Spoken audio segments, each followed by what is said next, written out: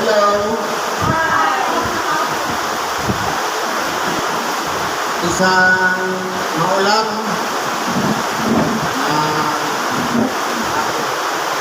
hapon sa bawat isa. Ngayon po, andito tayo sa pagpapatuloy ng gawain kung saan ating pong pinahati-hatian ang tinapay na nakalatag sa ating harapan upang ito po ay ating pakinabangan na sa ganon ito ay magsilbing gabay sa pang-araw-araw na pamumuhay. Meron po tayong itong dalawang sitas. Ang una po ayon sa Ebanghelyo ni Apostol San Mateo, Kapitulo 7, versikulo 21 hanggang sa 29.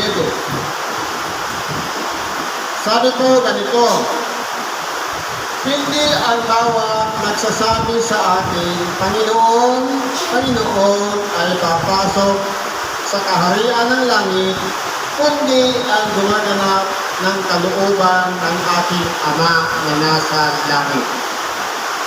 Ngayon po, dito po, ipinapaliwanag ng ating dakilang Panginoon na siguro po, hindi na lang lingid sa kaalaman natin ang pangalan ng dakilang Panginoon.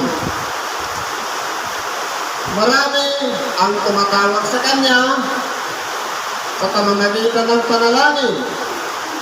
Meron din tumatawag sa Kanya, bigla ang pagsambit lang ng pangalan niya kapag siya ay nagugulat, kapag siya ay nasasyak o napapagod. Pero ang sabi dito, meron pong pagkakakilanlan yung may katapatan na tumatawag sa pangalan ng ating dakilang Panginoon. Kaya nga sinasabi niya, hindi ang bawat. Ibig sabihin, kung tayo man ay nakatawag sa Kanya, wala namang magandang purpose, hindi yun pinaghaharian ng langit. Sa magatuwid, ang hinahanap po ng Diyos, yung maliban sa tumatawag sa Kanya, ginaganap pa ang kalooban ng Kanyang anak. Dalawa po yan. Tinatawagan na ang pangalan ng dakilang Panginoon at siyempre, yung kalooban ng Ama sinusunod. Hindi pwedeng balik na rin. Kalooban ng anak at tumatawag sa Ama. Kundi dapat po ang bagay na yan, kalooban ng Ama at pangalan ng ating dakilang Panginoon, magkalakip po yan, magkasama. Kaya kung halimbawa, aksidente na banggit yung pangalan ng dakilang Panginoon, hindi ibig sabihin na sambitan natin ang pangalan ng Panginoon, pinaghaharian na ng langit. Kundi meron tinatawag na kalooban ng Amang nasa langit.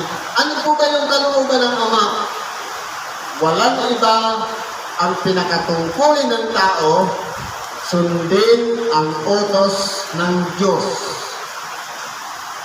Kaya po, masasabi natin na tayo ay pinaghaharian ng langit, meron po kasi siyang utos na ipinangaral ng kanyang bugtong na anak, ang ating dakilang Panginoon. Ito po ay tinahandahan niya, inunti-unti niya, kumbaga, sa pagkain na matanggapin ng tao, kunting nguya na lang, malalasahan na natin yung tunay na kahulugan ng mga kautusan ng Diyos sa pamamagitan ng bibig ng kanyang bugtong na anak, ang ating dakilang Panginoong Jesucristo. Ang tanong, yung kalooban po ba ng Ama na hindi pa bumababa ang ating dakilang Panginoon? At yung nahayag na ang ating dakilang Panginoon, kumbaga bumaba na sa dito sa ibabaw ng lupa, meron bang nabago? ito po ay inayos lang ng ating dakilang Panginoon kasi po ang mga tao noon, ipinapaliwanag lang yung kautusan ng Diyos sa pamamagitan ng sarili nilang karunungan, walang gabay ng Diyos, walang gabay ng Espiritu Santo, sariling interpretasyon. Kaya nga ang sabi dito, marami ang nagsasabi sa akin sa araw na yaon, Panginoon, hindi ba ka nagsipanghulat kami sa iyong pangalan? At sa pangalan mo'y na nagpalayas kami ng mga demonyo. At sa pangalan mo'y nagsigawa kami ng maraming gawang makapangyarihan. Ngayon po, kung aalala natin, totoo, halimbawa, tinatawagan natin ang pangalan ng ating dakilang Panginoon. At meron tayong tinatawag na kaloob. Magaling tayong mangaral ng salita ng Diyos. Magsipanghulat. Gamit natin ang pangalan ng ating dakilang Panginoon. At sa pamamagitan din ng pangalan ng ating dakilang Panginoon, sinusunod tayo ng demonyo para palayasin sila. At, alam ko, merong mga milagrong ginagawa, mga makapangyarihan gawa. Ngayon po, hindi ibig sabihin na hiniram lang natin ang pangalan ng ating dakilang Panginoon para palayasin ng demonyo. Kundi meron po siyang tinatawag na authority. Kasi po, ang tunay na ginagabayan ng Espiritu ng Diyos na sumasambit sa pangalan ng ating dakilang Panginoon, maging ang mga demonyo man takot doon sa tao na gumagamit ng pangalan ng dakilang Panginoon para palayasin sila. Pero ang tinatawag na authority, hindi pwedeng hiniram mo lang yung pangalan ng dakilang Panginoon tapos wala ka namang basbas, wala kang authority para magpalayas ng demonyo, tatawagin ka ng demonyo. Di po ba? Ang mangyayari niyan, matutulad tayo doon sa anak ng Escriba. Kung makita nila na si San Pablo nagpapalayas ng demonyo, inaya nila. Nagawa ko si Neve. Anong sabi? Sa pangalan ni Jesus na pinangaral ni Pablo, lumayas ka. Kung anong ginawa tayo ng demonyo? Sa galit ng demonyo, pinag-ulit-ulit ang damit ng taong sumambit ng pangalan ng dakilang Panginoon nang walang autoridad. Ibig sabihin, meron kong tinatawag na pagpapasbas. Yan ang authority na ibinibigay din ng isang taong may authority nang sa ganon, ang isang bagay ay kinukonsagra at pinagtitibay sa pamamagitan ng autoridad. Ganun po yun. Hindi pwede na, halimbawa, gusto natin magtayo ng sentro. Nagparestro lang tayo sa SEC. Pagkatapos, tayo, ganun na rin. Meron na tayong katibayan. Hindi pwede dapat pag-umpisa rin, kundi dapat galing noon sa taas. Pasa-pasa po yan. Tumadami na yan eh. Di ba? Nagmula lahat sa ating dakilang Panginoon. Pinaspasan niya ngayon yung 12 alagad. Sumalat ngayon yung 12 alagad. Dumami ngayon ang tagasunod ni Kristo. Sa mga katuwid, ang alagad ay dumami hanggang sa inabutan natin. Kaya, yung basbas, napakahalaga po yun. Di po ba? Pansinin natin, di ba yung mga nagpapalit ngayon? Hindi ka ihahayag na isa kang pare hanggat hindi ka pumunta doon sa rumah. Kasi siya ang nagtitibay sa'yo, magbibigay ng authority para italaga kang lehitimong pare. Ganun po yun. Autoridad ang pinag-uusapan dito. Pagdating din naman sa halaga ng ating dakilang Panginoon, hindi pwedeng gayahin mo lang na sinambit mo ang pangalan ng dakilang Panginoon, marunong ka na magpalayas ng demonyo, nakakagawa ka lang ng milagro, nakakapangaral ka na ng salita ng Diyos. Kung walang authority, magiging illegal po. Kasi walang connection doon. Kaya sasabihin, hindi ko kayo kilala. Kasi wala siyang connection sa taas. Ano ka sabi dito? At kung magkagayo, ipahayag ko sa kanila, kailanman hindi ko kayo na nakikilala. Magsilayo kayo sa akin, kayong manggagawa ng katampalasanan. Ito po ang dapat na ingatan natin. Kilalanin natin muna ang ating mga sarili. Tayo ba ay sumusunod sa kalooban ng Diyos? Meron bang nagbasbas sa akin? Meron bang nagtalaga sa akin? May nagbigay ba sa atin ng kalooban? Kung iyan po ay legal na tinanggap natin, wala po tayong dapat ikatakot. Dahil kung yung nasa taas, na nagkonsagra, nagbasbas sa atin at nagtalaga, may authority din galing sa taas, sa makatuwid, tayo naman na itinalaga, meron din authority. Kasi pinasa. Di ba? Kaya, papanawagan natin, nakilala tayo ng Diyos. Kilala tayo ni Kristo dahil mayroon po siyang koneksyon sa ating dakilang Panginoon. Hindi siya daya na ginamit lang ang pangalan ng dakilang Panginoon, karunong ng magmilagro. Kaya sabi nga ng iba, hindi pwedeng ang pagtatayo ng sentro nakabatay lang sa seat registration. Kundi spiritually, meron tayong sinusunod na kahit ano nga banal, meron din yung mga alituntunin para sundan na pinanghahawakan nila para maingatan din nila ang kanilang mga pangalan. Di po ba? Kaya, sabi dito, ang bawat dumirinig ng aking mga salitang ito at ginaganap ay matutulad sa isang taong matalinong itinayo ang kanyang bahay sa ibabaw ng bato.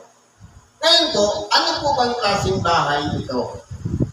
Hindi po ito katulad ng ginagawang bahay ngayon, kundi yung sinaunang bahay. Kasi po ang bahay ngayon, ang pundasyon nasa ilalim ng lupa. Noon po, yung mga light materials na ang bahay, nakapatong siya sa bato. Ibig sabihin niya, intact siya. Kasi po, dapat yung kahoy na pinakahaligi, hindi dapat direktang tatama sa lupa. Dapat mayroon na mamagitan doon bato. Katulad din ni Kristo. Para ano? Para hindi po tayo magmalabis, hindi tayo magmalaki. Kasi po maraming mga tao na nabiyayaan lang ng konti, naturuan lang ng konti, natuto lang, minsan, mas magaling pa doon sa nagturo. Di po ba? Yun ang ibig sabihin ng ating dakilang Panginoon. Dapat, anuman ang kalagayan natin, kung tayo ay isang bahagi ng bahay, sabihin natin haligi.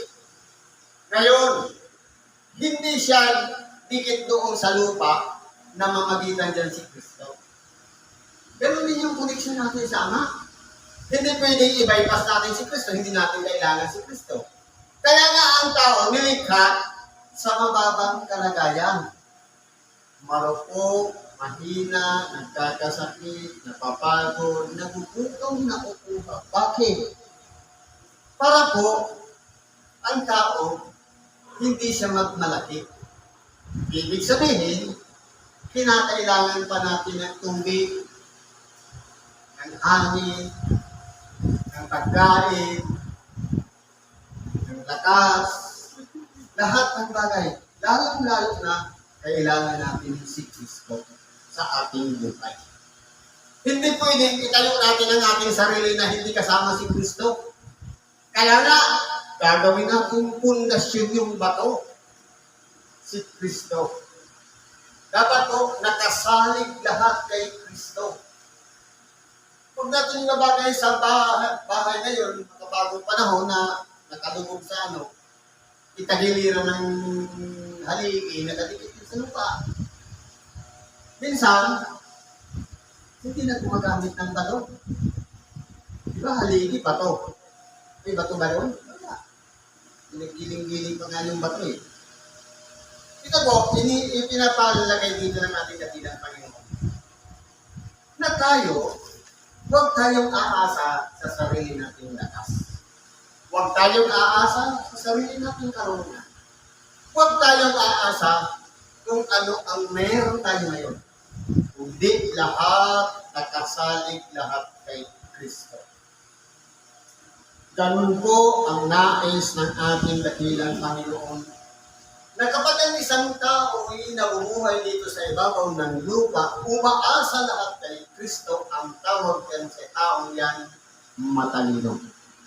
Bakit po? Dumating man ang dagok sa buhay, ang problema, ang pagsubok, ang karamdaman, lahat ng yan ay mapagtatagumpayan natin kasi po, tumatayo tayo kasama si Kristo. Ibig sabihin yan, ang ating dakilang Panginoon, magkakaroon silang malasakit sa lahat ng mga taong nagtitiwala sa Kanya.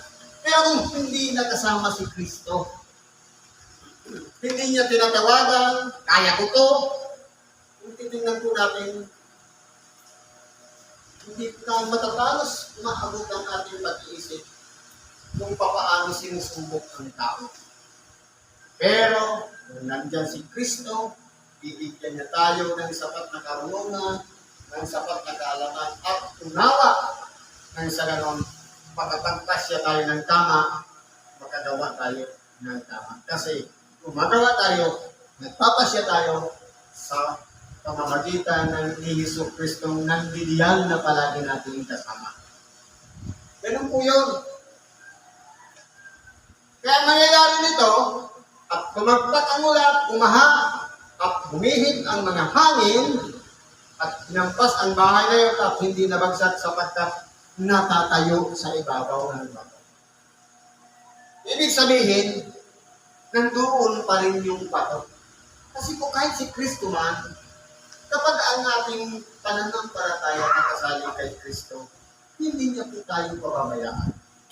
Palagi po siya nandyan para ipagsandalan tayo, para tulungan tayo, para gabayan tayo, at ingatan tayo na hindi tayo maibagsak. Kaya kung mapapansin natin, hindi ba minsan dumaranas tayo ng mga pagsubok? Bakit kaya kinakanya natin? Kasi nakasali kay Kristo. Huwag natin aalisin yung bato na yun. Kailangan natin yung batong yun. Walang iba, ang ating pananampalataya dapat nakasalig lahat kay Kristo. Huwag sa sarili nating karunungan. Ngayon po, kung halimbawa, tayo naman, nakikinig ng Ebanghelyo, pero walang application sa ating totoong buhay, sabi nito, ang bawat tumirinig ng ating mga salita nito at hindi ginaganap, kulang sa application sa pang-araw-araw na pamumuhay. Kumbaga, meron tayong dalawang tainga, tinatanggap ngayon yung maaral, yung salita ng Diyos, pero paglabas natin, hindi naman ginagawa. Halimbawa, ano yung aral? Ibigin mo ang iyong kaaway. Idalangin mo ang sa inyo yung nagsisiusig.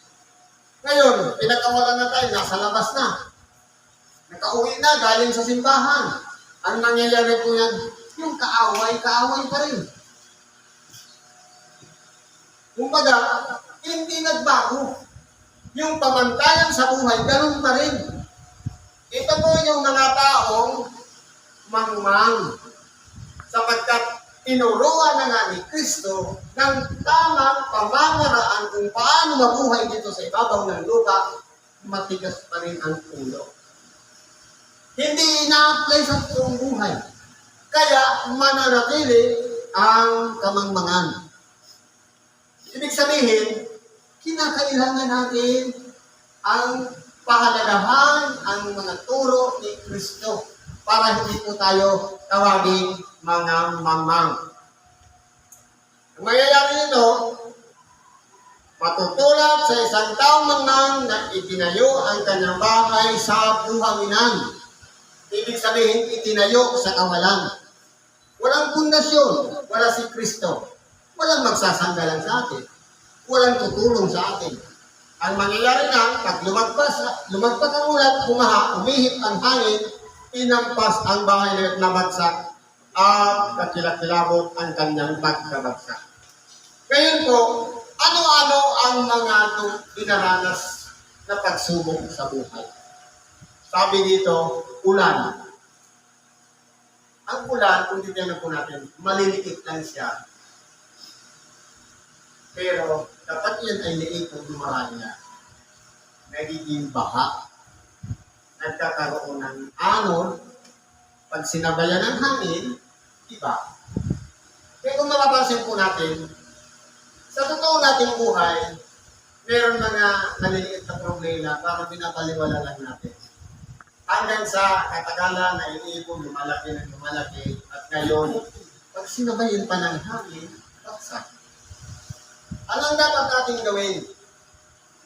Kinakailangan natin manindigan sa ating mga sarili, paano ba natin pahalagahan ang tinatawag na salita ng Diyos?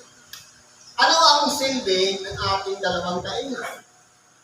Para pagkinabangan natin ang kaliwa at kanan tainga, pagpanagpoy natin sa gitna at hanggang sa makarating sa ating puso. At saka natin tingin sa Diyos, sa pangalan ni Kristo Jesus, na turuan tayo kung paano ang pagsunod ng aral o kautosan ng Diyos sa pamamagitan ni Kristo Jesus. Kinakailangan ang pag-iingat ng aral na yan na siyang pinagsasaligan din ng ating pananampalataya. Hindi yung kapag meron lang problema, saka natin tinatawagan si Kristo, walang koneksyon. Anong dapat? Kahit walang problema, ang pagdilat lang natin ng mata, makapagsabi tayong, thank you Lord, thanks God, dahil dumilat na ako. Makapagpasalamat lang tayo, koneksyon natin po yan sa ating Diyos, sa pangalan ni Kristo Jesus. Hindi yung kung meron ng pagsubok, saka naman nanalangin. Ang mangyayari niyan, parang sinigyan ka lang muna Jesus Christ, kasi kaya ko pa naman, kapag hindi na kaya, sige, patawagan na lang kita. Parang ganun. Ano yan? Response time? Na sa orasan ng kagipitan sa kanilang maaalala ang pangalan ni Kristo. Kundi, dapat sa lahat ng panahon ng ating buhay, sambitin natin ang pangalan ni Kristo. Yan po ang pagkakilala ng isang taong may koneksyon kay Kristo. Sa makatuwid, ang isang haligi, hindi naman yan pwedeng ilipat-lipat niya. Palaging ang bato ng doon.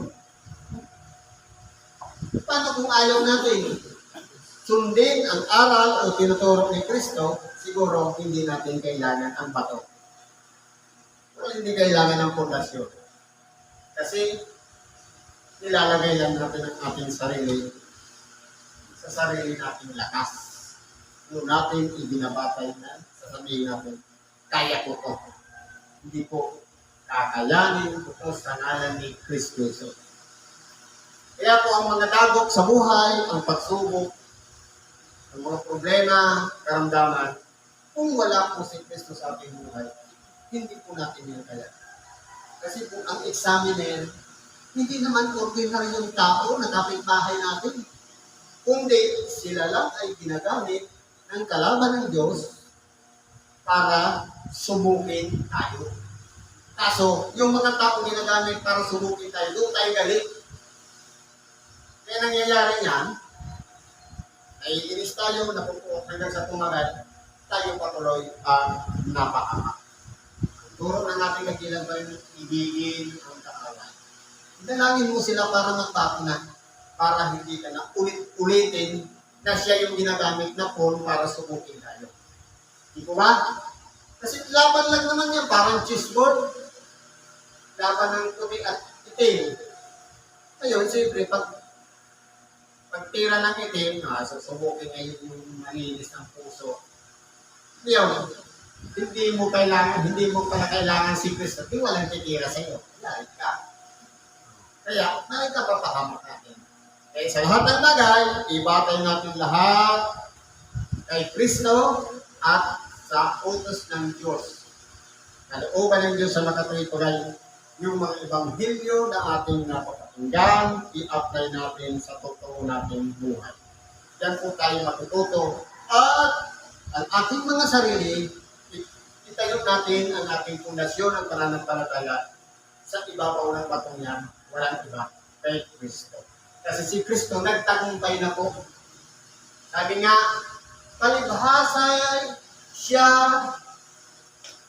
inusig, makasasaklo na siya sa mga inuusig. Palibhasa siya sinubo, makasasaklo din siya sa mga sinusubo. Ibig sabihin, si Kristo nagtagumpay na. Kung tayo naman ay nakakunik sa Kanya, sigurado po, magpapatagumpay din tayo. Yan po ang susi ng pagtatagumpay dito sa ibabaw ng sanlibutan. Ang ginagawa lang natin dakilang Panginoon, bagamat sagana siya sa karunungan at kaalaman na natili siya sa mababang kalagayan. Mapag-akumbaba. Ibig sabihin, masunurin sa Diyos. Ganon din dapat tayo. Siguro pa, ganito na lang, pakikibagin natin sa oras ito. Salamat sa Diyos at karamahan natin mga kahilingan, karaingan, pagkatiwala natin sa Diyos. Ngalan ni Kristo, nagkabalinawa tayo upang magawa natin ang kanyang kalooban. Sa ngalan ni Kristo, salamat at pagpagpala hapon sa bawat isa.